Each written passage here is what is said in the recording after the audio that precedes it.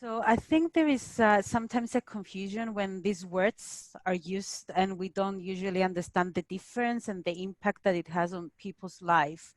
So just some global numbers about today we have approximately 80 million people worldwide that are forced to leave their homes due to various reasons.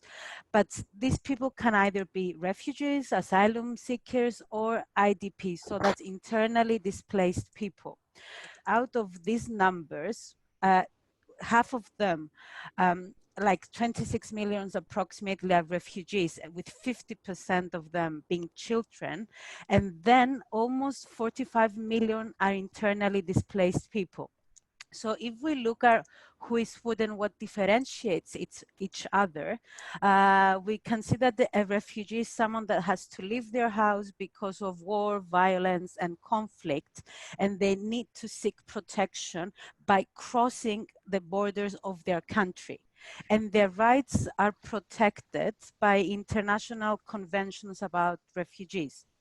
When we talk about asylum seekers, this is the beginning of a refugee status. Not every refugee begins as an asylum seeker, but not every asylum seeker is granted a refugee status.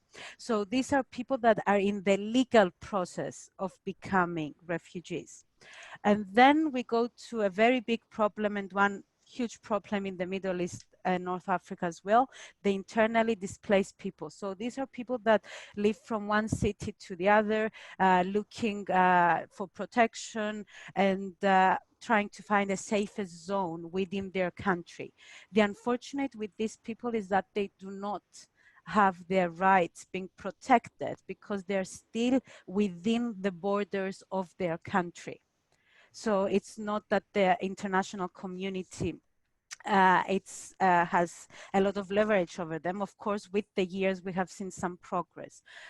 I think what is astonishing is that if we look at the Middle East and North Africa, Middle East and North Africa makes 6% of the world population, but has half 50% of the world's refugees.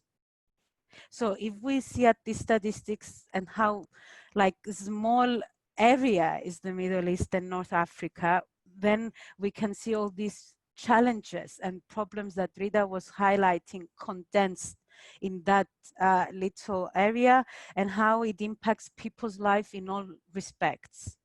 And this is why we come, after reviewing all this situation, to be designing programs and projects that we can make, we can be of good servants and addressing the people's needs.